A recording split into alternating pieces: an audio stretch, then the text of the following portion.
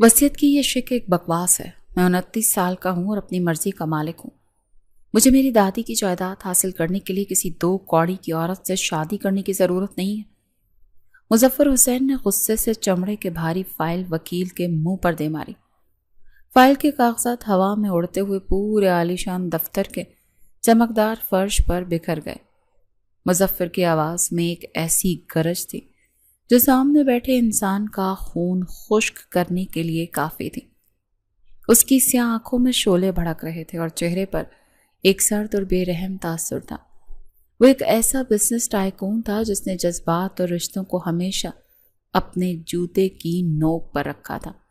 उसकी ज़िंदगी में ख़ानदानी रवायात या मोहब्बत नाम की किसी चीज़ का कोई वजूद नहीं था। उसका बाप बरसों पहले खुदकुशी कर चुका था और इस तल्ख हकीकत ने उसे पत्थर दिल बना दिया था। वकील ने खौफ के मारे अपने माथे से पसीना साफ किया और कुर्सी पर पीछे खिसकते हुए कांपती हुई आवाज़ में जवाब दिया, सर, ये मेरी शर्त नहीं है बल्कि आपकी दादी बेगम साहिबा की आखिरी और कानूनी वसीयत है। कानून के मुताबिक आपको इस जायदाद और कंपनियों का मुकम्मल कंट्रोल तभी मिलेगा जब आप उनकी लिखी हुई 2 शराइत पूरी करेंगे। इस मामले में मैं बिल्कुल बेबस हूँ। वकील की सांसें फूल रही थीं, लेकिन उसे अपना काम बहरहाल पूरा करना था। मुजफ्फर ने अपनी कुर्सी से उठकर खिड़की के बाहर शहर की ऊंची इमारतों को देखा और इंतहाई हक़ारत आमेज़ लहजे में पूछा, कौन सी 2 बकवास शराइत? जल्दी बोलो, मेरे पास तुम्हारी इन फजूलियात के लिए सारा दिन नहीं है। मेरा एक एक मिनट लाखों डॉलर का होता है। मुजफ्फर ने मुड़कर वकील को घूरा जैसे उसे कच्चा चबा जाएगा। पहली शर्त यह है कि आपको फौरी तौर पर बाकायदा निकाह करना होगा और दूसरी शर्त यह है कि आपको अपनी वो यूनिवर्सिटी की डिग्री मुकम्मल करनी होगी जो आपने बरसों पहले अधूरी छोड़ दी थी। अगर आप ऐसा नहीं करते तो सारी जायदाद यतीम खानों और फलाही इदारों में तकसीम कर दी जाएगी।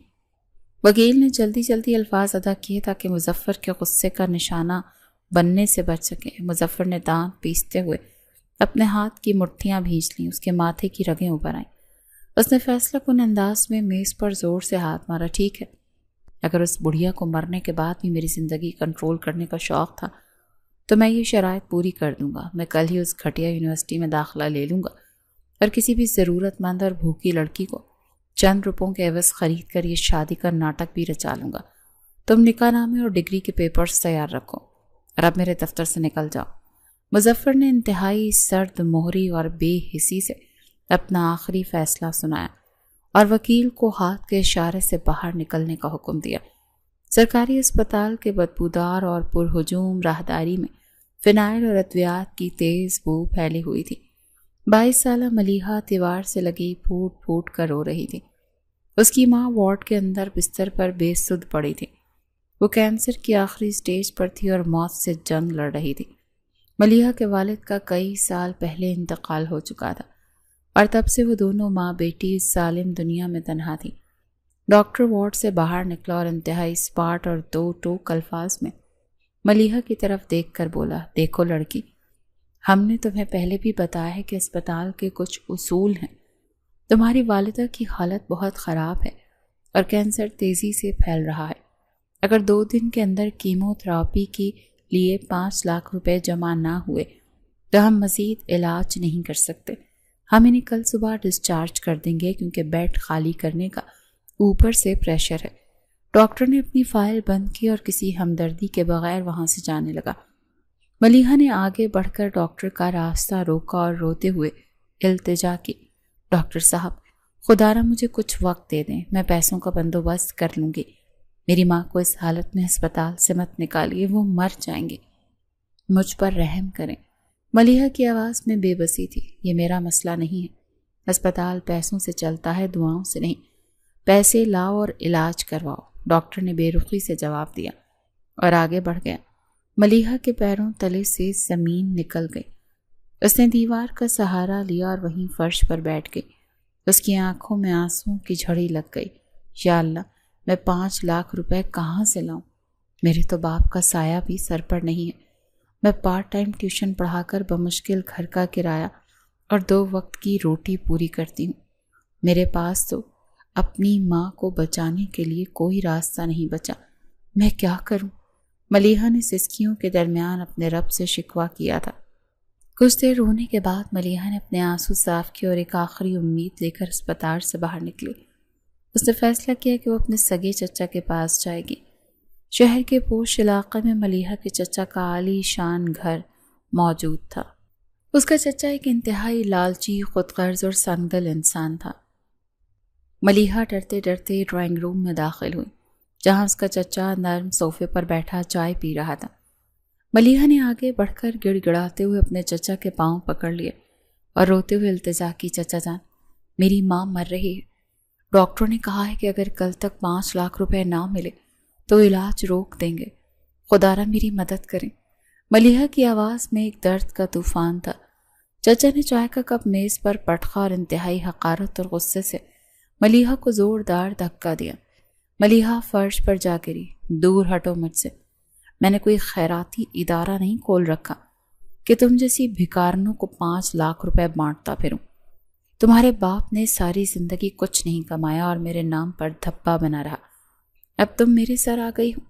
چچا نے اپنی توند پر ہاتھ پھیرتے ہوئے انتہائی حقارت آمیز نظروں سے ملیحہ کو دیکھا۔ ملیحہ نے اپنے آنسو صاف کیے اور ہاتھ جوڑ کر دوبارہ بولی، چچا جان، یہ بھیک نہیں ہے، میں آپ کو یہ رقم پائی پائی کر کے واپس لوٹا دوں گی۔ میں دن رات محنت کروں گی، بس اس وقت میری ماں کی جان بچا لیں۔ میں آپ کے آگے ہاتھ جوڑتی ہوں۔ ملیحہ کی آواز خوف سے لرز رہی تھی۔ چچا کی آنکھوں میں ایک شیطانی چمک ابھری۔ اس نے طنزیہ مسکراہٹ کے ساتھ ایک شرط رکھی، رقم مل سکتی ہے لیکن میری ایک شرط ہے۔ وہ تمہارے باپ کا جو خستہ حال مکان ہے نا، جس میں تم لوگ رہتے ہو، وہ مکان فوراً میرے نام ٹرانسفر کرو، اس کے کاغذات میرے حوالے کرو، تبھی میں تمہیں 5 لاکھ دوں گا۔ بولو منظور ہے؟ یہ سودا۔ چچا نے ایک شاطر تاجر کی طرح اپنا جال بچھایا۔ ملیحہ یہ سن کر سکتے میں آ گئی۔ وہ جانتی تھی کہ وہ چھوٹا سا مکان ہی ان کا واحد آسرا اور چھت ہے، اور اگر وہ مکان بھی چلا گیا تو وہ اور اس بیمار ماں سڑک پر آ جائیں گے۔ نہیں چچا جان، میں وہ مکان آپ کے نام نہیں کر سکتی، وہ میرے باپ کی آخری نشانی ہے اور ہمارے سر چھپانے کی واحد جگہ ہے۔ آپ مجھ سے ایسا سودا مت کریں، خدا را مجھ پر رحم کریں، میں ایک یتیم لڑکی ہوں۔ ملیحہ نے شدت غم سے نڈھال ہو کر انکار کیا تو چچا کا چہرہ غصے سے سرخ ہو گیا۔ اس نے آگے بڑھ کر ملیحہ کا بازو سختی سے پکڑا اور اسے کھینچتے ہوئے دروازے کی طرف لے گیا۔ اگر مکان نہیں دے سکتی تو دفع ہو جاؤ میرے گھر سے، جاؤ اور جا کر اپنی ماں کو مرتا ہوا دیکھو۔ آئندہ اس گھر کا رخ مت کرنا، نہ ہی مجھے چچا کہنا، میرا تم جیسی غریبوں سے کوئی رشتہ نہیں ہے۔ چچا نے اسے زور سے دھکے دے کر گھر سے باہر نکال دیا اور بھاری دروازہ اس کے منہ پر بند کر دیا۔ ملیحہ شدید مایوسی، تھکاوٹ اور ٹوٹے ہوئے دل کے ساتھ سڑکوں پر پیدل چلتی رہی۔ رات کا اندھیرا پھیل رہا تھا اور اس کے پاس کوئی منزل نہیں تھی۔ اس کے قدم بوجھل تھے اور دماغ سن ہو چکا تھا۔ اگلے دن کی صبح ملیحہ کے لیے قیامت خیز تھی۔ وہ شدید بخار میں تپ رہی تھی اور مسلسل نیند کی کمی نے اس کے چہرے کو زرد کر دیا تھا، لیکن اسے ہر حال میں اپنی یونیورسٹی پہنچنا تھا۔ آج فیس معافی کا فارم جمع کروانے کی آخری تاریخ تھی، اور اگر وہ فارم جمع نہ کرواتی تو اس کا داخلہ منسوخ ہو جاتا۔ یونیورسٹی کا ماحول ہمیشہ کی طرح چہل پہل سے بھرا ہوا تھا۔ اس کے ہاتھ میں فارم کی خستہ حال فائل تھی اور وہ کوریڈور میں لڑکھڑاتی ہوئی قدم اٹھا رہی تھی۔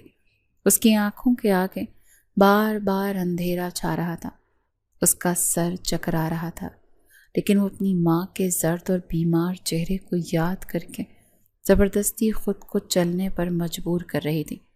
دوسری طرف یونیورسٹی کے مرکزی دروازے پر ایک سیاہ رنگ کی چمچماتی ہوئی انتہائی مہنگی لگژری گاڑی آ کر رکی۔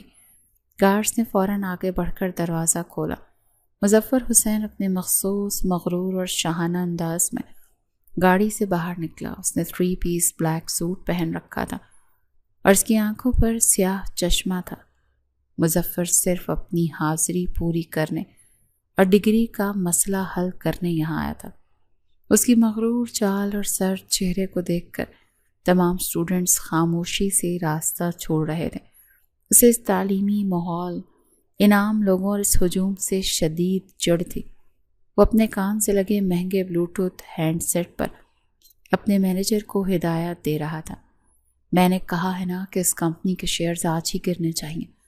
مجھے کوئی پرواہ نہیں ہے کہ ان کا کتنا نقصان ہوگا۔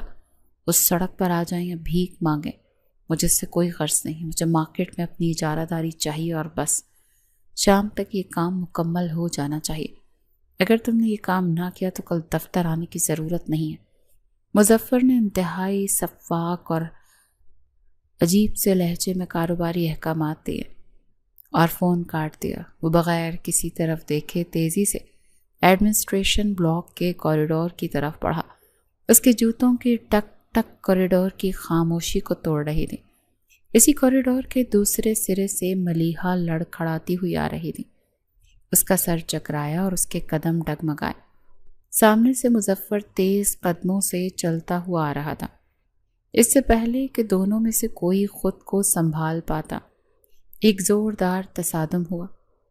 ملیحہ کے ہاتھ سے فارم کی فائل چھوٹ کر گر گئی اور وہ خود بھی توازن برقرار نہ رکھ سکی۔ بخار اور کمزوری کی وجہ سے وہ سیدھا مظفر کے چوڑے سینے سے ٹکرائی اور زمین کی طرف گرنے لگی۔ مظفر جو عام طور پر لڑکیوں سے دور بھاگتا تھا اور ان کے وجود سے نفرت کرتا تھا، اس نے غیر ارادی طور پر ایک اضطراری حرکت میں ملیحہ کو گرنے سے بچا لیا۔ اس کے مضبوط بازوں نے ملیحہ کو اس کی کمر سے تھام لیا۔ ملیحہ ہوش و حواس سے بیگانہ مظفر کے بے حد قریب اس کے حصار میں تھی۔ مظفر نے حیرانی اور غصے سے اس لڑکی کو دیکھا جو اس کے اتنے قریب تھی۔ کوریڈور اس وقت بالکل سنسان تھا اور ان دونوں کے علاوہ وہاں کوئی نہیں تھا۔ اس سے پہلے کہ مظفر اسے دھکا دیتا یا ملیحہ خود کو سنبھال پاتی، ایک انتہائی غضبناک اور بھاری آواز کوریڈور میں گونجی۔ یہ کیا بےہودگی ہو رہی ہے یہاں؟ میری یونیورسٹی کو تم نوجوان نسل نے ڈیٹ پلیس بنا رکھا ہے۔ یونیورسٹی کا وائس چانسلر اپنے چند اساتذہ کے ساتھ وہاں کھڑا تھا۔ اس کا چہرہ غصے سے سرخ ہو رہا تھا۔ وائس چانسلر نے ان دونوں کو اس انتہائی قریب اور مشکوک پوزیشن میں دیکھ کر غصے میں دھاڑتے ہوئے کہا، اب اگر کوئی اسٹوڈنٹ اس طرح ساتھ دیکھا گیا تو ان کے گھر کمپلین جائے گی۔ میں نے پہلے ہی سب کو ڈرا دیا تھا۔ یوں نہیں پڑھنے آتے ہو کہ عشق لڑانے؟ مجھے شرم آ رہی ہے تم دونوں کو اس حالت میں دیکھ کر۔ چانسلر آگے بڑھا اور اس نے نفرت بھری نظروں سے دونوں کو دیکھا۔ ملیحہ نے گھبرا کر مظفر سے خود کو الگ کیا اور خوفزدہ نظروں سے چانسلر کو دیکھا۔ اس کے منہ سے بے ساختہ نکلا، واٹ چاچو، لیکن آپ میری بات سنیں، ہم بس ٹکرا گئے تھے۔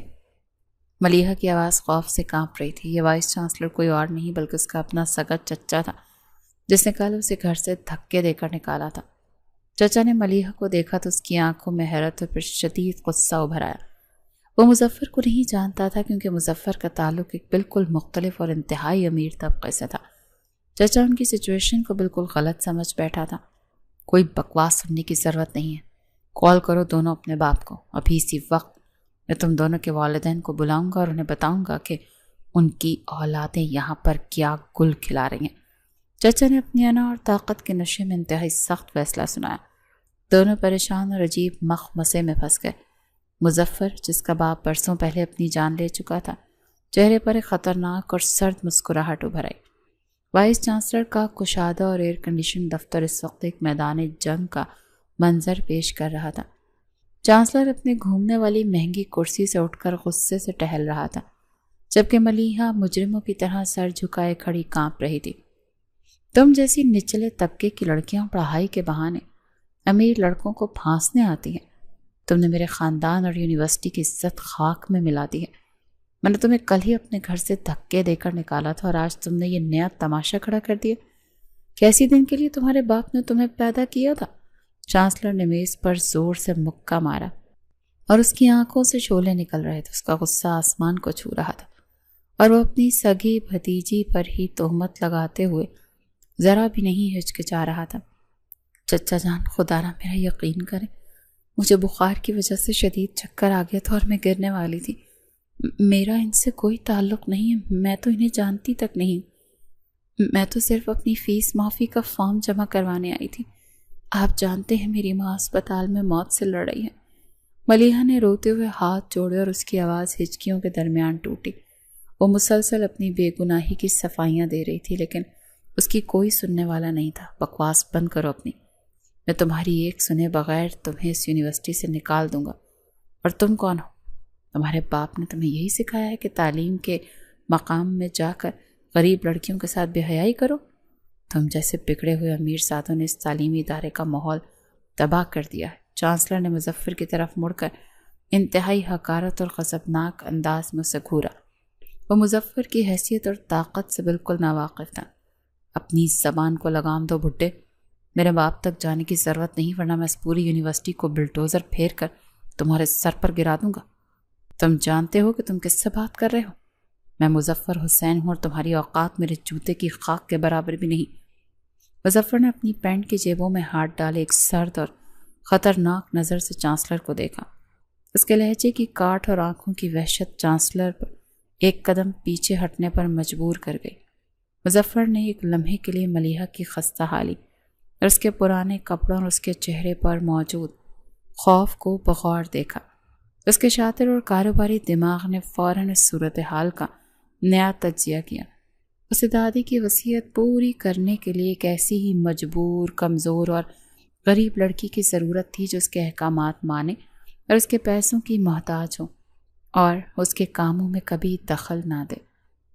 یہ لڑکی اس کے لیے ایک بہترین مہرہ ثابت ہو سکتی تھی۔ ویسے بھی تم بلا وجہ اتنی دیر سے چیخ رہے ہو۔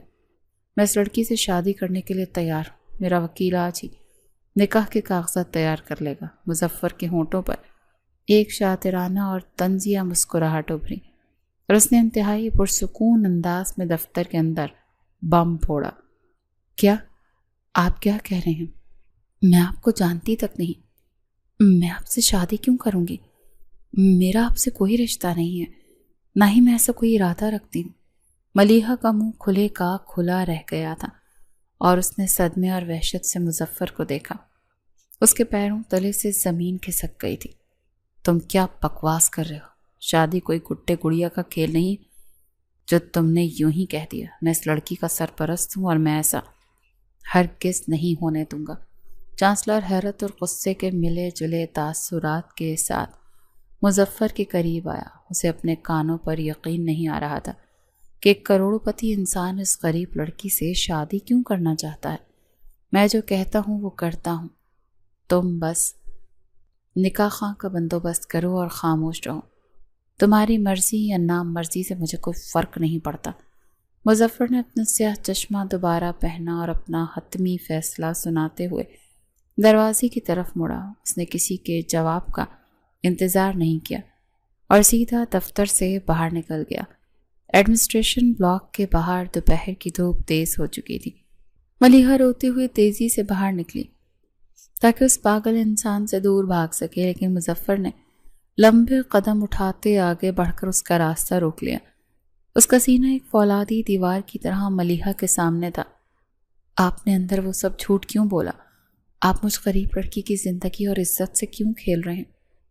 میرا راستہ چھوڑ دیں، مجھے اسپتال جانا ہے۔ میری ماں میرا انتظار کر رہی ہے۔ ملیحہ نے اپنے آنسو سختی سے صاف کیے اور غصے اور شدید بے بسی سے مظفر کی آنکھوں میں دیکھا۔ اپنی یہ بکواس بند کرو اور میری بات غور سے سنو۔ مجھے تمہارے آنسوؤں اور تمہاری مجبوریوں سے کوئی ہمدردی نہیں ہے۔ میرے پاس وقت بہت کم ہے اور مجھے یہ شادی ہر حال میں کرنی ہے۔ مظفر نے انتہائی سرد اور بے رحم لہجے میں اسے خاموش کروایا۔ اس کی آواز میں پتھر جیسی سختی تھی جس نے ملیحہ کو مزید خوف زدہ کر دیا۔ مظفر نے اسے وہیں روتا ہوا چھوڑا اور اپنی چمچماتی گاڑی کی طرف بڑھ گیا۔ گاڑی میں بیٹھتے ہی اس نے اپنا پرسنل وکیل کو فون کیا۔ مجھے اس لڑکی ملیحہ کی ایک ایک تفصیل چاہیے، اس کا خاندانی پس منظر، اس کی سب سے بڑی کمزوری اور اس کی موجودہ صورتحال، سب کچھ اگلے 10 منٹ میں مجھے معلوم ہونا چاہیے۔ مجھے اس کا ہر وہ راز چاہیے جس سے میں اسے قابو میں کر سکوں۔ مظفر نے اسٹیئرنگ وہیل پر ہاتھ مارتے ہوئے وکیل کو حتمی حکم دیا اور فون کی اسکرین بند کر دی۔ چند ہی منٹوں میں مظفر کے فون پر ساری معلومات آ گئیں۔ وکیل نے ایک تفصیلی رپورٹ بھیج دی تھی۔ اسے معلوم ہو گیا کہ ملیحہ کی ماں کینسر کی آخری سٹیج پر ہے اور اسے علاج کے لیے 5 لاکھ روپے کی اشد ضرورت ہے۔ اسے یہ بھی معلوم ہو گیا کہ وہ وائس چانسلر ہی اس کا سگا چچا ہے اور وہ ایک انتہائی لالچی، گھٹیا اور گرا ہوا انسان ہے جو پیسوں کے لیے کچھ بھی کر سکتا ہے۔ مظفر نے ملیحہ سے دوبارہ بات کرنے کا وقت کا ضیاع سمجھا اور سیدھا اس کے لالچی چچا سے رابطہ کیا۔ شہر کے ایک مہنگے ترین ریسٹورانٹ کے VIP روم میں مظفر اور ملیحہ کا چچا آمنے سامنے بیٹھے تھے۔ کمرے میں انتہائی قیمتی فرنیچر اور مدھم روشنی تھی۔ چچا کی آنکھیں تو اس شان و شوکت کو دیکھ کر ہی پھٹی ہوئی تھیں۔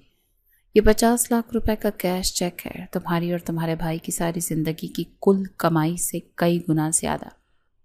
اسے غور سے دیکھو۔ مظفر نے میز پر چچا کے سامنے چیک پھینکا اور انتہائی اطمینان سے اپنی کرسی سے ٹیک لگا لی۔ 50 لاکھ روپے؟ لیکن مجھے اس اتنی بڑی رقم کے بدلے کیا کرنا ہوگا؟ میں تو ایک غریب انسان ہوں، آپ مجھ سے کیا چاہتے ہیں؟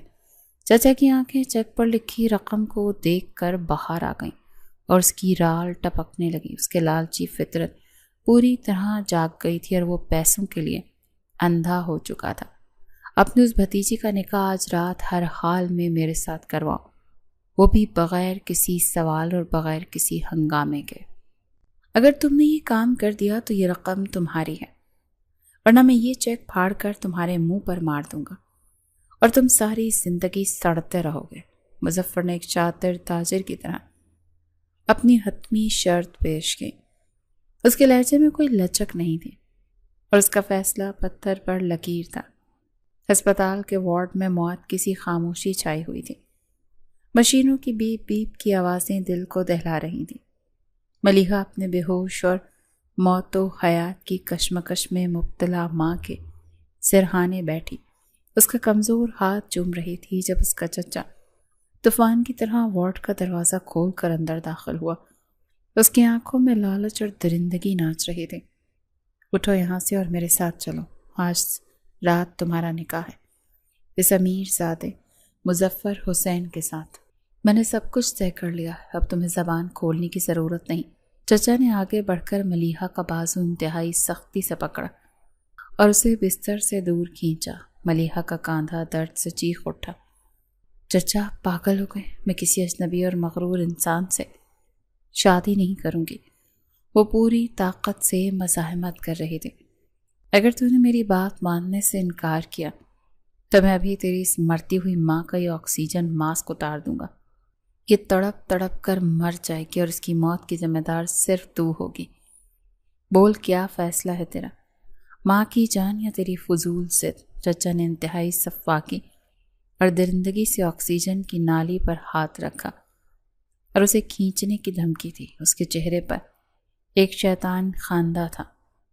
نہیں، خدا را ایسا مت کرے، میں آپ کے پاؤں پڑتی ہوں، میری ماں کو مت مارے، آپ جو کہیں گے میں کروں گی۔ میں اس انسان کی غلامی کرنے کو تیار ہوں، لیکن میری ماں کی سانسیں مت روکیں۔ ملیحہ فرش پر گر کر دھاڑیں مار کر رونے لگی اور اس نے گڑ گڑاتے ہوئے چچا کی ٹانگیں پکڑ لیں۔ اس کا آخری سہارا بھی چھن رہا تھا اور وہ مکمل طور پر ٹوٹ چکی تھی۔ تو پھر چپ چاپ کھڑی ہو جاؤ اور میرے ساتھ چلو۔ اس نے 50 لاکھ دیے ہیں مجھے، اب تو اس امیر زادے کی تو ملکیت ہے۔ اپنے ہی آنسو صاف کر اور باہر چل کر گاڑی میں بیٹھ۔ چچا نے اسے حقارت سے ٹھوکر ماری اور ایک فتح مندانہ اور شیطانی مسکراہٹ کے ساتھ دروازے کی طرف قدم بڑھایا۔ اس نے اپنی ہی بھتیجی کا سودا کر لیا تھا۔ میں کروں گی شادی، میں چل رہی ہوں آپ کے ساتھ، بس میری ماں کا علاج مت رکنے دیں اور انہیں کچھ مت کہے، میں آپ کے ساتھ چلنے کو تیار ہوں۔ ملیحہ نے اپنی سسکیوں کو دباتے ہوئے موت جیسے اس رشتے کو قبول کر لیا۔ اس کے سامنے اپنی ماں کی جان بچانے کے علاوہ اور کوئی راستہ نہیں بچا تھا۔ وہ ایک زندہ لاش کی طرح اٹھ کھڑی ہوئی۔ اسی رات شہر کی مضافات میں واقع ایک تاریک، سنسان اور پرانے گیسٹ ہاؤس کے کمرے میں نکاح کی تقریب کا اہتمام کیا گیا۔ کمرے کی مدھم روشنی میں صرف نکاح خواں تھا، چچا اور مظفر موجود تھے۔ مظفر انتہائی سنجیدہ، اسپاٹ اور بے حس لگ رہا تھا۔ اس نے کالے رنگ کا شلوار قمیص پہن رکھا تھا جس کے خوفناک شخصیت کو مزید نمایاں کر رہا تھا۔ ملیحہ بی بی بنت اسد علی کیا آپ کو مظفر حسین کے ساتھ 50,000 حق مہر کے عوض یہ نکاح قبول ہے؟ جواب دیجیے۔ نکاح خان نے رجسٹر پر قلم رکھتے ہوئے ملیحہ سے پوچھا، جو ایک کونے میں سر جھکائے مسلسل رو رہی تھی۔ اس کے یہ آنسو اس کے دوپٹے کو بھگو رہے تھے۔ قبول ہے، ملیحہ نے کانپتی اور سسکتی ہوئی آواز میں 3 بار یہ بھاری الفاظ ادا کیے۔ اس کا دل خون کے آنسو رو رہا تھا اور اسے اپنی زندگی ختم ہوتی ہوئی محسوس ہو رہی تھی۔ مجھے قبول ہے، مظفر نے بغیر کسی تاثر اور انتہائی اسپاٹ لہجے میں جواب دیا، جیسے وہ کسی کاغذ پر دستخط کر کے کوئی عام سی بزنس ڈیل فائنل کر رہا ہو۔ اس کی آواز میں نہ کوئی خوشی تھی اور نہ ہی کوئی ملال۔ نکاح کے کاغذات پر دستخط ہوتے ہی چچا نے جلدی جلدی رقم کا بریف کیس اٹھایا اور بغیر پیچھے مڑ کر دیکھے وہاں سے غائب ہو گیا۔ اس نے ایک بار بھی ملیحہ کی طرف پلٹ کر نہیں دیکھا۔ مظفر نے نکاح خان کو فارغ کیا اور ملیحہ کو بازو سے سختی سے پکڑ کر اپنی گاڑی میں بٹھایا۔ مظفر کی سیاہ لگژری گاڑی شہر کی سنسان سڑکوں پر دوڑتی ہوئی اس کے عالی شان لیکن ویران محل نما گھر کی طرف جا رہی تھی۔ گاڑی کے اندر ایک پراسرار سرد اور گھٹن زدہ خاموشی چھائی ہوئی تھی۔ راستے میں دونوں کے درمیان ایک لفظ کا بھی تبادلہ نہیں ہوا، صرف ملیحہ کی دبی دبی سسکیاں فضا میں گونج رہی تھیں۔ رونا بند کرو، مجھے اپنے ارد گرد رونے دھونے والے اور کمزور لوگ بالکل پسند نہیں۔ میرے کانوں میں تمہاری یہ منحوس آواز نہیں آنی چاہیے۔ مظفر نے ڈرائیونگ سیٹ پر بیٹھے بغیر ملیحہ کی طرف دیکھے انتہائی کرختگی اور بیزاری سے اسے حکم دیا۔ جی۔ ملیحہ نے جلدی سے اپنے آنسو صاف کیے اور خوف سے گاڑی کے دروازے کے ساتھ لگ کر مزید سمٹ گئی۔ اس کا پورا وجود خوف سے لرز رہا تھا اور وہ اپنی بھی سانسیں گن گن کر لے رہی تھی۔ مظفر کا گھر کسی قلعے کی طرح وسیع لیکن قبرستان کی طرح ویران اور سرد تھا۔ وہاں کوئی ملازم بھی نظر نہیں آ رہا تھا۔ ہر طرف ایک مہیب خاموشی تھی۔ گھر پہنچتے ہی مظفر سیدھا اپنے اسٹڈی روم میں گیا اور ملیحہ کو اپنے پیچھے آنے کا اشارہ کیا۔ لاؤنج میں پہنچتے ہی مظفر نے ایک دراز سے بھاری فائل نکالی اور ملیحہ کے سامنے شیشے کی میز پر پٹخ دی۔ یہ ایک قانونی کانٹریکٹ ہے، اسے خاموشی سے پڑھو اور اس پر اپنا دستخط کرو۔ اس میں میری زندگی کے اصول اور تمہاری اوقات لکھی ہے۔ مظفر نے چمڑے کے صوفے پر بیٹھ کر اپنی ٹانگ پر ٹانگ رکھی اور حاکمانہ انداز میں اسے گھورا۔ یہ کیا ہے؟ اس میں کیا لکھا ہے؟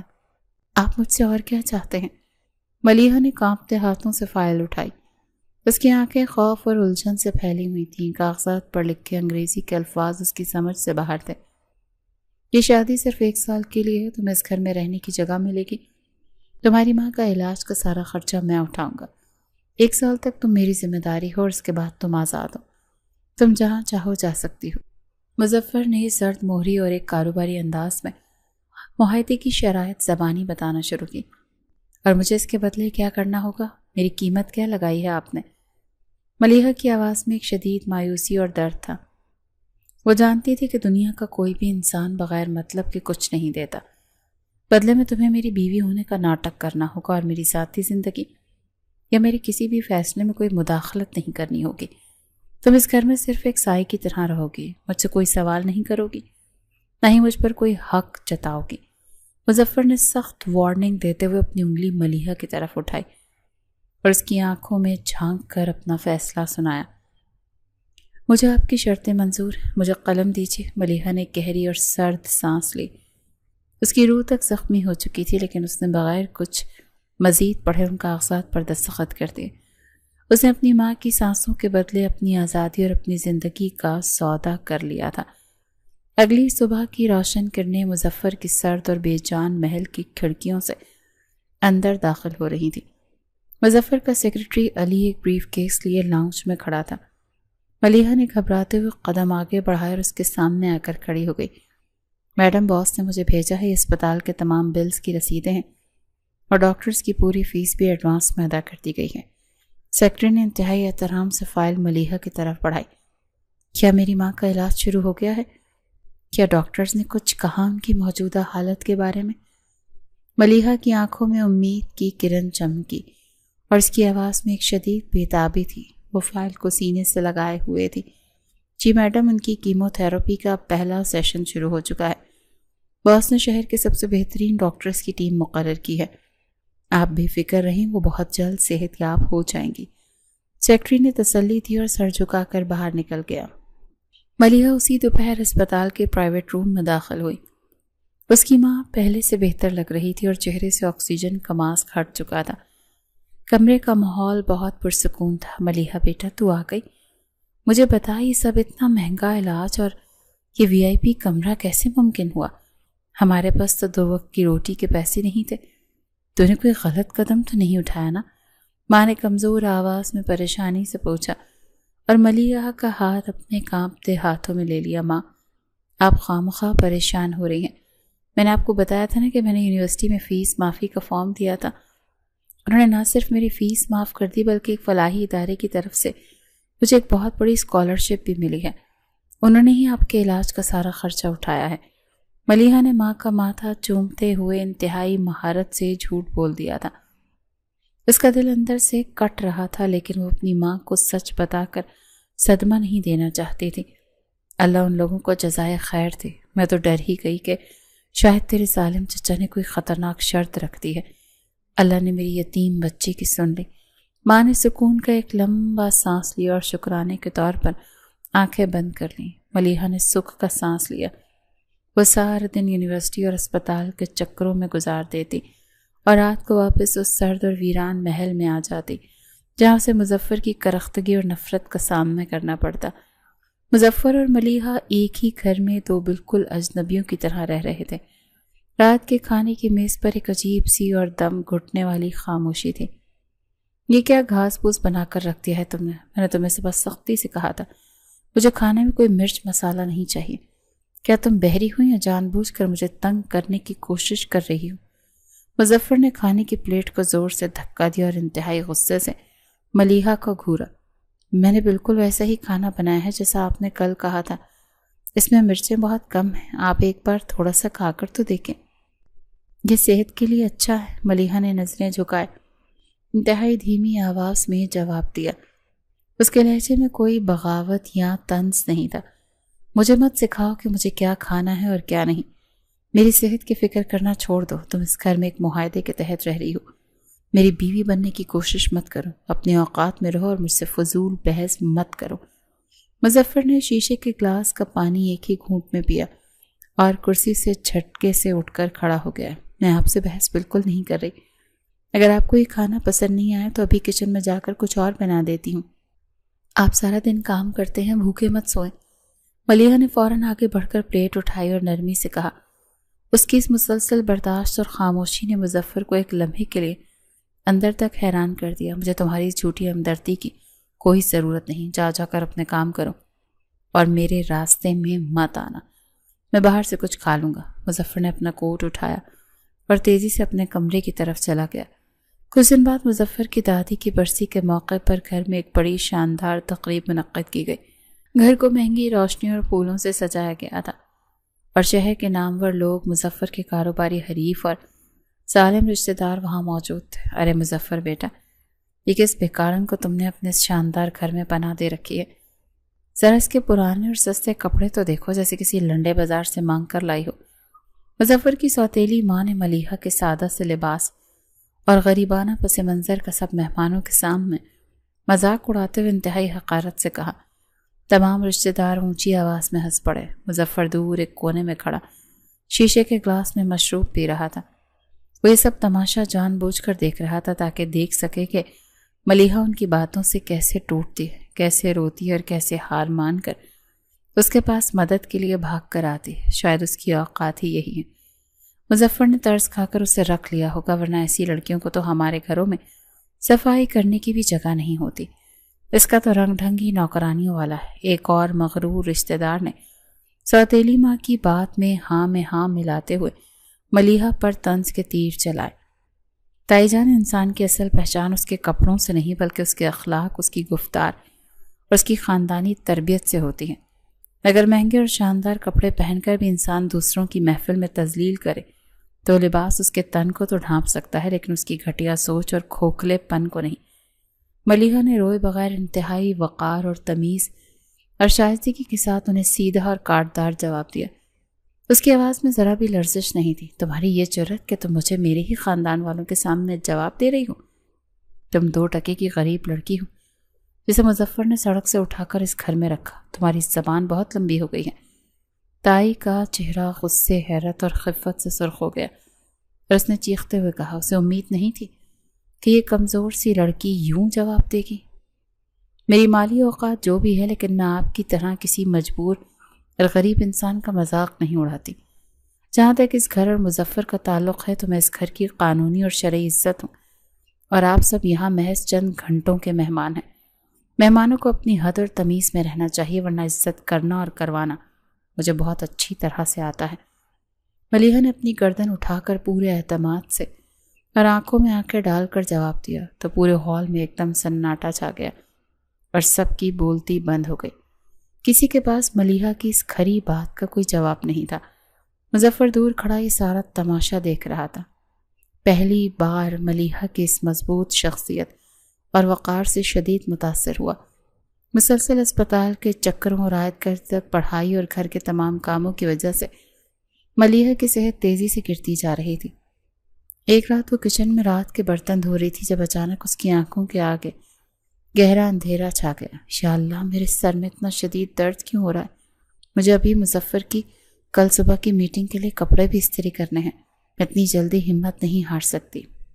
ملیحہ نے کاؤنٹر کو مضبوطی سے سہارا لیا، لیکن اس کا جسم کانپ رہا تھا۔ اس کے ہاتھ سے پانی کا شیشے کا بھاری گلاس ٹوٹ کر زمین پر گرا اور ایک زوردار آواز کے ساتھ چکنا چور ہو گیا۔ اسی لمحے ملیحہ کا توازن بگڑا اور وہ بے ہوش ہو کر سیدھا فرش پر گر پڑی۔ شیشے کا گلاس ٹوٹتے اور کسی چیز کے گرنے کی زوردار آواز سن کر مظفر فوراً اپنے کمرے سے باہر نکلا۔ وہ غصے میں تھا۔ کچن کا بکھرا ہوا مظفر دیکھ کر اس کے قدم دروازے پر رک گئے۔ یہ کیا نیا تماشا ہے؟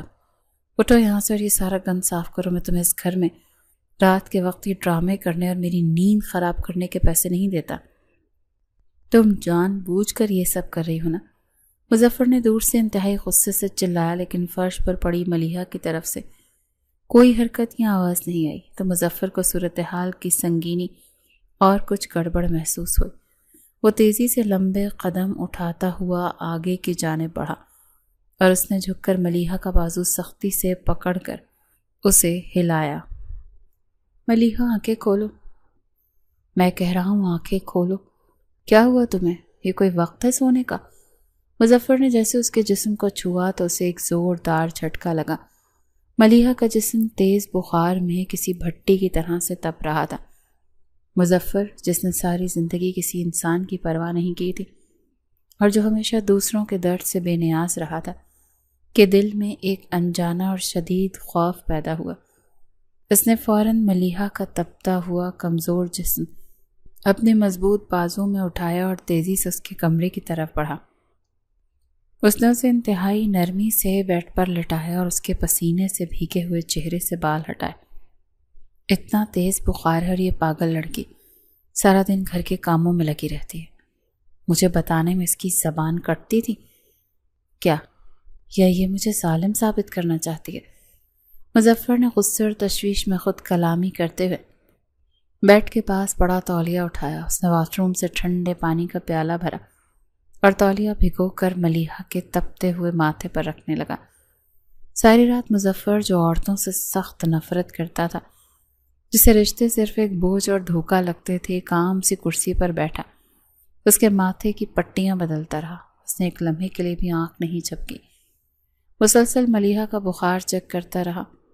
صبح کی پہلی روشن کرن کے ساتھ جب ملیحہ کی آنکھ کھلی تو اسے اپنے سر پر بھاری پن اور جسم میں شدید کمزوری محسوس ہوئی۔ اس نے کروٹ لی تو سامنے کا منظر دیکھ کر دنگ رہ گئی۔ آپ ساری رات یہاں بیٹھے رہے میرے پاس؟ آپ نے آرام نہیں کیا؟ ملیحہ نے انتہائی کمزوری اور لرزتی ہوئی آواز میں حیرت سے پوچھا۔ مظفر اسی کرسی پر بیٹھا اور سر جھکائے سو رہا تھا اور اس کے ہاتھ میں ابھی تک وہ گیلا اور ٹھنڈا تولیہ موجود تھا۔ ملیحہ کی کمزور آواز سن کر مظفر کی آنکھ فوراً کھل گئی۔ اس نے صورتحال کا جائزہ لیا اور فوراً اپنے چہرے کے تاثرات کو پہلے کی طرح سخت اور سرد کر لیا اور کرسی سے جھٹکے سے اٹھ کر کھڑا ہوا۔ کسی غلط فہمی میں مت رہنا، تم اس گھر کی ایک عام سی ملازمہ کی طرح ہو۔ میں نے تم پر کوئی احسان نہیں کیا۔ اگر تم کل رات مر جاتی تو تمہاری ماں کے علاج کا کیا ہوتا؟ میں بس یہ نہیں چاہتا کہ تم اسپتال پہنچ جاؤ اور میرے لیے خواہ مخواہ کوئی نیا مسئلہ اور پولیس کیس کھڑا ہو۔ مظفر نے اپنی روایتی سرد مہری رعونت اور غصے سے جواب دیا اور ہاتھ میں پکڑا تولیہ میز پر پھینک دیا۔ میں اچھی طرح سے جانتی ہوں کہ آپ نے مجھ پر کوئی احسان نہیں کیا اور پتھر دل ہیں آپ، لیکن پھر بھی کل رات کے لیے آپ کا بہت شکریہ۔ آپ اتنے برے بھی نہیں جتنا آپ دنیا کے سامنے بننے کا دکھاوا کرتے ہیں۔ ملیحہ کے خشک ہونٹوں پر ایک مدھم سی مسکراہٹ تھی اور اس کی آنکھوں میں ایک سچی شکر گزاری تھی۔ اس نے مظفر کی آنکھوں میں چھپی فکر کو پڑھ لیا تھا۔ مظفر نے اسے غصے سے گور کر دیکھا اور بغیر کوئی مزید لفظ کہے تیزی سے دروازہ کھول کر کمرے سے باہر نکل گیا۔ لیکن اس رات مظفر کے پتھر دل اور دونوں کے درمیان موجود نفرت اور لا تعلقی کی برف جیسی موٹی دیوار میں پہلی اور گہری دراڑ پڑ چکی تھی۔ اگلی دوپہر کا وقت تھا اور کھڑکی سے چھنتی دھوپ مظفر کے تاریک کمرے کو کسی حد تک روشن کر رہی تھی۔ ملیحہ روزمرہ کی صفائی میں مصروف تھی جب الماری کے ایک اوپری خانے کو صاف کرتے ہوئے ایک پرانی اور گرد آلود ڈائری اس کے ہاتھوں سے پھسل کر نیچے گر گئی۔ یہ کیسی ڈائری ہے جسے اس نے اتنی احتیاط سے چھپا کر رکھا ہوا ہے؟ میں نے پہلے تو کبھی اسے نہیں دیکھا۔ ملیحہ نے گرد جھاڑتے ہوئے حیرت سے ڈائری کے خستہ حال صفحات کو کھولا اور اس کی نظریں ان الفاظ پر جم گئیں۔ میری ماں نے پیسوں کی خاطر میرے باپ کو موت کے منہ میں دھکیل دیا۔ عورت ذات صرف دولت کی پجارن ہوتی ہے۔ میں کبھی کسی عورت پر اعتبار نہیں کروں گا اور نہ ہی کسی کو اپنے دل کے قریب آنے دوں گا۔ یہ الفاظ پڑھ کر ملیحہ کے قدم وہیں رک گئے۔ اس ڈائری میں مظفر کے بچپن کے انتہائی تلخ اور خونی یادیں درج تھیں۔ اس کی سگی ماں اسے اور اس کے باپ کو صرف پیسوں کی لالچ میں چھوڑ کر ایک امیر شخص کے ساتھ فرار ہو گئی تھی، اور اس کے بعد اس کے باپ نے اسی دکھ اور صدمے کو برداشت نہ کرتے ہوئے خودکشی کر لی تھی۔ یا اللہ، اس انسان نے بچپن میں کتنا گہرا دکھ سہا ہے۔ اس کی سگی ماں نے اسے دھوکہ دیا۔ وہ اندر سے کتنا تنہا ٹوٹا ہوا ہے۔ ملیحہ کی آنکھوں سے آنسو چھلک پڑے اور اس نے ڈائری کو اپنے سینے سے لگا لیا۔ اس کا دل مظفر کی تکلیف پر خون کے آنسو رو رہا تھا۔ اسے آج پوری طرح سمجھ آ گیا تھا کہ مظفر عورتوں سے اتنی شدید نفرت کیوں کرتا ہے۔ رات کے سائے گہرے ہو چکے تھے جب مظفر تھکا ہارا گھر لوٹا۔ وہ اپنے کمرے کے صوفے پر آنکھیں بند کیے سر پیچھے گرائے بیٹھا تھا۔ جب ملیحہ دھیرے سے اندر داخل ہوئی، اس کے ہاتھوں میں مظفر کی پسندیدہ بلیک کافی کا مگ تھا۔ یہ لیجیے آپ کی کافی۔ آپ بہت تھکے ہوئے لگ رہے ہیں، آپ کو کچھ دیر آرام کرنا چاہیے۔ ملیحہ نے انتہائی نرمی سے مگ میز پر رکھا۔ اس کی آواز میں ایک عجیب سی چاشنی اور اپنائیت تھی۔ وہ مظفر کی طرف دیکھ رہی تھی۔ کسی نے کہا تھا تمہیں کہ میرے لیے بنانے کو؟ میں نے کوئی ڈیمانڈ نہیں کی۔ اپنا کام کیا کرو اور میرے سر پر مت کھڑی رہا کرو۔ مظفر نے آنکھیں کھول کر اسے سخت نظروں سے دیکھا، لیکن اس کی آواز میں روزمرہ والی کرختگی اور غصہ غائب تھا۔ کسی نے نہیں کہا، لیکن میں جانتی ہوں کہ آپ کو اس وقت کافی کی ضرورت ہوتی ہے۔ ہر انسان دھوکے باز نہیں ہوتا مظفر۔ کچھ لوگ رشتے نبھانے کے لیے بھی آتے ہیں۔ سب کو ایک ہی ترازو میں نہیں تولنا چاہیے۔ ملیحہ نے آگے بڑھ کر اپنا نرم اور گرم ہاتھ مظفر کے کاندھے پر رکھا اور انتہائی شفقت سے اس کی آنکھوں میں دیکھا۔ تم میرے ماضی کے بارے میں کیا جانتی ہو؟ تم نے میری ڈائری پڑھی؟ تمہاری ہمت کیسے ہوئی میری ذاتی چیزوں کو ہاتھ لگانے کی؟ مظفر کا جسم ایک لمحے کے لیے اکڑا۔ اس نے غصے سے ملیحہ کو گھورا۔ اس کی آنکھوں میں ایک پرانا درد جاگ اٹھا تھا۔ ہاں، میں نے پڑھی ہے، اور مجھے آپ سے ہمدردی نہیں بلکہ شدید محبت اور اپنائیت محسوس ہو رہی۔ آپ نے اکیلے بہت دکھ سہے۔ اب آپ اکیلے نہیں ہیں، ملیحہ نے بنا ڈرے انتہائی نرمی سے جواب دیا اور اپنا ہاتھ اس کے کاندھے سے نہیں ہٹایا۔ مظفر نے پہلی بار ملیحہ کا ہاتھ جھٹکا نہیں۔ وہ خاموشی سے اسے دیکھتا رہا، پھر بنا کچھ کہے کافی کا مگ اٹھا کر پینے لگا۔ اس کے اندر کی برف اب پگھل رہی تھی۔ اگلے دن مظفر کی کمپنی شاندار ہیڈ آفس شہر کے بیچوں بیچ واقع تھا۔ مظفر اپنی چمڑے کی کرسی پر بیٹھا بین الاقوامی کلائنٹس کے ساتھ ویڈیو لنک پر میٹنگ کر رہا تھا جب اس کا سیکرٹری گھبرایا ہوا اندر داخل ہوا۔ اس کے پیچھے ملیحہ کا لالچی چچا زبردستی اندر گھس آیا تھا۔ میں اس کی بیوی کا سگا چچا ہوں، مجھے اندر جانے سے کوئی نہیں روک سکتا، میں آج اس کا غرور خاک میں ملا دوں گا۔ چچا نے مغرور لہجے میں چلاتے ہوئے سیکرٹری کو دھکا دیا اور سیدھا مظفر کی میز کے سامنے آ کر کھڑا ہو گیا۔ تمہاری یہ جرت کہ تم میرے دفتر میں اس طرح بغیر اجازت گھسا؟ باہر نکلو یہاں سے، اس سے پہلے کہ میں تمہیں کھڑکی سے اٹھا کر نیچے پھینک دوں اور تمہاری ہڈی پسلی ایک کر دوں۔ مظفر کی آنکھوں میں خون اتر آیا اور اس نے اپنی کرسی سے اٹھ کر انتہائی غضبناک انداز میں دھاڑ لگائی۔ مجھے دھمکیاں مت دو مظفر حسین، میں تمہیں بے نقاب کرنے آیا۔ اگر تم نے مجھے مزید 1 کروڑ روپے نہ دیے تو میں سیدھا اسپتال جاؤں گا، میں تمہیں برباد کر دوں گا۔ چچا نے اپنی جیب سے سگار نکال کر ہونٹوں میں دبایا اور انتہائی شاطرانہ انداز میں اسے بلیک میل کرنے لگا۔ اسپتال جا کر تم کیا کر لو گے؟ تمہاری اوقات کیا ہے میرے سامنے؟ تم ایک کیڑے کی طرح ہو جسے میں جوتے تلے مسل سکتا ہوں۔ مظفر نے اپنے ہاتھ کی مٹھیاں بھینچ لیں اور اس کا جبڑا غصے سے تن گیا۔ وہ مارنے کے لیے تیار تھا۔ میں ملیحہ کی ماں کو اس معاہدے کی ساری سچائیاں بتا دوں گا۔ میں اسے بتاؤں گا کہ تم نے اس کی بیٹی کو خریدا ہے، وہ عورت دل کے مریضہ ہے، وہی صدمہ برداشت نہیں کر پائے گی اور وہیں تڑپ کر مر جائے گی اور اس کی موت کے ذمہ دار تم ہوگے۔ چچا نے زہریلی مسکراہٹ کے ساتھ اپنا آخری پتا پھینکا اور مزید پیسوں کا مطالبہ کیا۔ مظفر کا غصہ آسمان کو چھونے لگا، اس کی رگیں ابھر آئیں اور اس کا دماغ کسی بھٹی کی طرح سے تپنے لگا تھا۔ سیکیورٹی کو بلاؤ ابھی اسی وقت، اس کی ہڈیاں توڑ دو اور اسے سڑک پر پھینک دو، اسے زندہ بچ کر نہیں جانا چاہیے۔ مظفر نے انٹرکام پر چیختے ہوئے حکم دیا۔ چند سیکنڈز میں گارڈز اندر داخل ہوئے اور انہوں نے چچا کو بے دردی سے مارنا شروع کر دیا۔ اگر تم نے ملیحہ یا اس کی ماں کے قریب بھی پھٹکنے کی کوشش کی نا تو میں تمہیں اسی زمین میں زندہ گاڑ دوں گا اور کسی کو تمہاری لاش تک نہیں ملے گی۔ اب دفع ہو جاؤ میری نظروں سے اور دوبارہ میری زندگی میں نظر مت آنا۔ مظفر نے آگے بڑھ کر چچا کا خون آلود گریبان پکڑا اور اسے کھینچ کر دروازے سے باہر پھینک دیا۔ اس کی سانسیں دھمکنی کی طرح چل رہی تھیں۔ رات کا پچھلا پہر تھا اور ملیحہ لاؤنج میں بے چینی سے ٹہل رہی تھی۔ اسے کسی انجانے خطرے کا احساس ہو رہا تھا کہ اچانک مرکزی دروازہ زور سے کھلا اور مظفر اندر داخل ہوا۔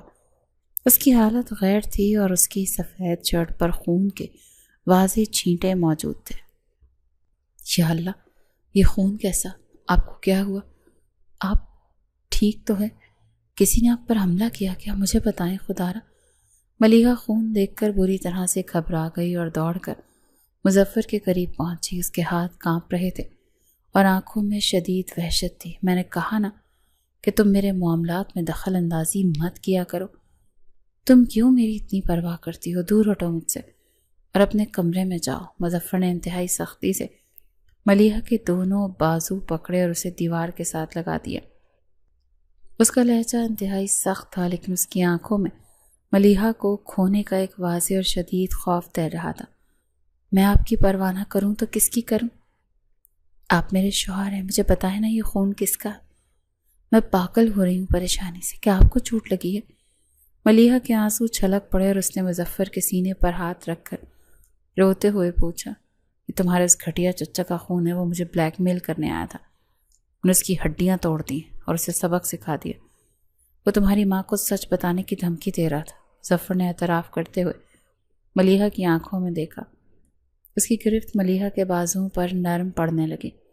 آپ نے میرے لیے اتنا بڑا خطرہ کیوں مول لیا؟ وہ ایک ظالم انسان ہے، وہ آپ کو نقصان پہنچا سکتا ہے، آپ کو ایسا نہیں کرنا چاہیے تھا۔ اگر آپ کو کچھ ہو جاتا تو میرا کیا ہوتا؟ ملیحہ پھوٹ پھوٹ کر رو پڑی۔ اس کا دل مظفر کی اس دیوانگی اور حفاظت کرنے کے انداز پر دھڑکنا بھول گیا تھا۔ میں نے یہ خطرہ اس لیے لیا کیونکہ تم اب میری ذمہ داری ہو اور میں اپنی چیزوں کی حفاظت کرنا بہت اچھے سے جانتا ہوں۔ تمہیں رونے کی ضرورت نہیں ہے، میں ہمیشہ تمہارے ساتھ ہوں۔ مظفر نے پہلی بار اپنے مضبوط اور کھردرے ہاتھوں سے انتہائی نرمی کے ساتھ ملیحہ کے آنسو صاف کیے اور اسے اپنے حصار میں لے لیا۔ اگلے دن بدقسمتی نے ان کا پیچھا نہیں چھوڑا۔ چچا مار کھانے کے باوجود اپنی ضد اور انتقام کی آگ میں اندھا ہو چکا تھا۔ وہ سیدھا اسپتال پہنچا اور اس نے ملیحہ کی ماں کو اس بھیانک معاہدے کا سارا سچ بتا دیا، اور سچ سنتے ہی ماں کو شدید صدمہ پہنچا اور اس کی حالت اچانک سے بگڑ گئی۔ جلدی کرو مظفر، میری ماں کی جان کو خطرہ، ہمیں فوراً پہنچنا ہوگا، مجھے ڈر لگ رہا ہے انہیں کچھ نہ ہو جائے۔ ملیحہ گاڑی میں بیٹھی مسلسل رو رہی تھی اور اس کی سانسیں اکھڑ رہی تھیں۔ مظفر گاڑی کو پاگلوں کی طرح بھگا رہا تھا۔ وہ دونوں اسپتال پہنچے اور سیدھا ماں کے ICU کمرے میں پہنچے۔ ڈاکٹرز انہیں سنبھالنے کی کوشش کر رہے تھے۔ ماں کی نظر جیسے ہی ملیحہ پر پڑی، ان کی آنکھوں میں شدید دکھ اور ناراضگی تھی۔ تو نے میرے لیے اپنی زندگی تباہ کر لی ملیحہ، تو نے اپنی عزت اور آزادی کو سودا کر لیا، ایک کاغذی نکاح کے بدلے میری جان بچا لی۔ میں تجھے کبھی معاف نہیں کروں گی، مجھے ایسی زندگی نہیں چاہیے تھی۔ ماں نے آکسیجن ماسک کے پیچھے سے انتہائی کمزور اور ناراض لہجے میں کہا۔ اس کی آنکھوں سے آنسو بہہ رہے تھے۔ ماں، میری بات سنیں، میری مجبوری تھی، میں آپ کو مرتے ہوئے نہیں دیکھ سکتی تھی، مجھے معاف کر دیں، میں نے آپ سے جھوٹ بولا۔ ملیحہ گڑ گڑاتے ہوئے ماں کے قدموں میں گر پڑی اور شدت سے رونے لگی۔ اس سے پہلے کہ ملیحہ مزید کچھ کہتی، مظفر تیزی سے آگے بڑھا اور اس نے اس ماں کے دونوں کانپتے ہاتھ اپنے مضبوط ہاتھوں میں تھام لیے۔ آپ بالکل غلط سوچ رہی ہیں، آپ کی بیٹی نے سودا نہیں کیا، اس نے قربانی دی ہے، اور میں نے اس کی مجبوری کا فائدہ اٹھایا، میں ظالم تھا یہ نہیں۔ مظفر کی آواز میں ایک عجیب سی گرج اور انتہائی مضبوطی تھی، جس نے پوری سچائی سے ماں کی آنکھوں میں دیکھا۔ یہ سچ ہے کہ شروع میں صرف ایک کاغذی معاہدہ تھا، لیکن اب ایسا کچھ نہیں۔ اب ملیحہ صرف میری بیوی نہیں، میری عزت اور میری زندگی ہے، میں اس کے بغیر سانس لینے کا تصور بھی نہیں کر سکتا۔ مظفر نے اتنے یقین اور جذبے سے کہا کہ کمرے میں موجود ہر شخص یہ دنگ رہ گیا۔ ملیحہ نے حیرت اور محبت سے اپنے کٹھور شوہر کو دیکھا، جو آج اس کے لیے دنیا سے لڑ رہا تھا۔ میں اسے کبھی نہیں چھوڑوں گا، یہ میرا آپ سے وعدہ ہے۔ آپ کو اب کسی چیز کی فکر کرنے کی ضرورت نہیں، میں اس کی ڈھال بن کر رہوں گا۔ مظفر نے ماں کے ہاتھ چوم کر انتہائی عقیدت سے کہا۔ ماں کی آنکھوں میں اطمینان کے آنسو آ گئے۔ ماں کی حالت سنبھلنے کے بعد مظفر ملیحہ کو واپس گھر لے کر آ گیا۔ رات کا وقت تھا اور وہ دونوں اسٹڈی روم میں کھڑے تھے اور کمرے میں ایک پرسکون سی خاموشی تھی۔ ادھر آؤ میرے پاس ملیحہ، مجھے تم سے ایک بہت ضروری بات کرنی ہے۔ مظفر نے انتہائی سنجیدہ لہجے میں ملیحہ کو اپنے پاس بلایا۔ اس کے ہاتھوں میں ایک براؤن رنگ کی فائل تھی۔ جی ظفر، کیا بات ہے؟ آپ اتنے سنجیدہ کیوں لگ رہے ہیں؟ کیا کوئی پریشانی ہے؟ ملیحہ دھڑکتے دل کے ساتھ اس کے قریب آ کر کھڑی ہو گئی۔ مظفر نے فائل کھولی اور اس میں سے وہ کاغذات نکالے جس پر انہوں نے شادی کی رات دستخط کیے تھے۔ یہ وہ کانٹریکٹ تھا جس نے انہیں ایک مجبوری کے رشتے میں باندھا تھا۔ مظفر نے ملیحہ کی حیران آنکھوں میں دیکھتے ہوئے اس کا کاغذ کو اپنے دونوں ہاتھوں سے پکڑا اور اسے ٹکڑے ٹکڑے کر کے ہوا میں اڑا دیا۔ یہ آپ نے کیا کیا مظفر؟ آپ نے وہ کانٹریکٹ کیوں پاڑ دیا؟ وہ تو ہماری شادی کی واحد بنیاد تھی۔ ملیحہ نے صدمے اور خوشی کے ملے جلے جذبات کے ساتھ پوچھا۔ اس کاغذ نے مجھے وہ دیا ہے جس کی میں نے کبھی خواہش نہیں کی تھی، ایک سچا رشتہ۔ لیکن اب مجھے اس کاغذ کی ضرورت نہیں، اسی لیے کہ آپ سے ہمارے درمیان کوئی شرط نہیں، کوئی مجبوری نہیں۔ مظفر نے مسکراتے ہوئے جواب دیا۔ اگر آپ نے یہ پھاڑ دیا تو میں اس گھر میں کس حیثیت سے رہوں گی؟ ملیحہ کی آنکھوں میں آنسو آ گئے۔ اس گھر کی مالکن اور میری بیوی کی حیثیت سے۔ تو میری محبت ہو، میری زندگی ہو، تم وہ واحد انسان ہو جسے میرے اندر کے پتھر کو پگھلا دیا۔ میں تمہیں کبھی کھونا نہیں چاہتا۔ مظفر نے انتہائی نرمی اور شدت سے اپنے دل کی بات کہہ دی۔ اس کے چہرے پر ایک سچا اور پرسکون اطمینان تھا۔ مظفر، آپ بہت اچھے ہیں، میں نے بھی آپ سے محبت کی ہے، لیکن میں کبھی کہہ نہ سکی، میں آپ کے بغیر نہیں رہ سکتی۔ ملیحہ نے روتے ہوئے اپنے دونوں بازو مظفر کے گلے میں ڈال دی اور اس کے سینے سے لگ گئی۔